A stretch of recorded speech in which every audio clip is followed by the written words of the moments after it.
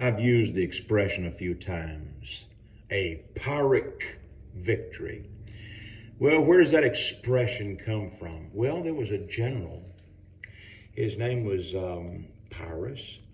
He was Pyrrhus of Pyrrhus, and he had a victory in a battle.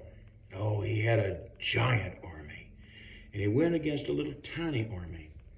And Pyrrhus, he could just keep putting more and more replacements in. He had to, because his people were dying rapidly. And so he was losing many more men than his opponent. But he finally prevailed. But he won at a giant loss of life. I read about another battle.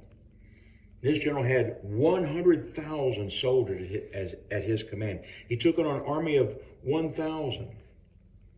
And the 100,000 man army prevailed, except they lost 12,000 soldiers. What a loss. Oh, it prevailed, but at a gigantic cost.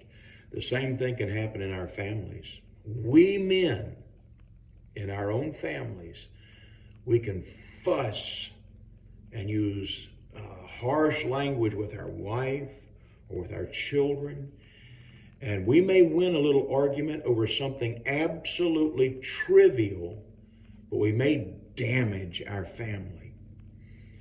You know, the power of our words is one giant way that we can have a Pyrrhic victory, but at a great loss. I want us to measure our words today.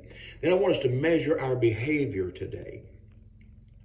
The way we conduct ourselves, even our deportment, the way we stand, the way we look, our expressions, because we might win some little minor victories, but at a giant loss.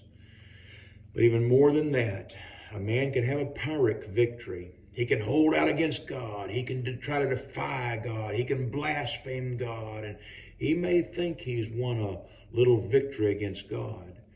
But if you leave God out of your life, it's the biggest Pyrrhic victory ever. Yes, you can say no to God and think you've won, but in the end, God will have the final say. Every knee shall bow and every tongue shall confess. That's what the Bible says. So it'd be much better to submit to God right now and let God have his way. May God bless.